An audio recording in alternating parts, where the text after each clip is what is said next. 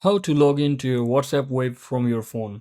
So hello guys, welcome back to my YouTube channel. In this quick tutorial, I'll be discussing about how you can easily sign in or log into your WhatsApp web from your phone.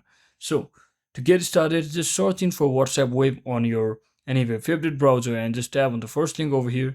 And as you can see, currently I'm using mobile version, so you cannot directly open WhatsApp web on mobile version via browser. So to do that, once you open the link over here, you can basically tap on this three dot icon over here.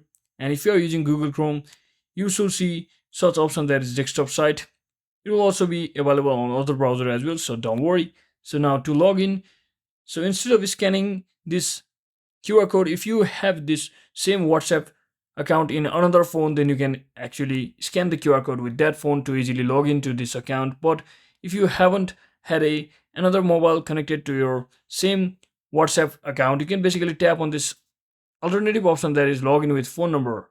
So you can just enter your phone number and just click on next and enter your password, and you should be successfully logged in or signed into your WhatsApp web account. So that is it for today, guys. Thanks for watching. Don't forget to like and subscribe. See you on the next one.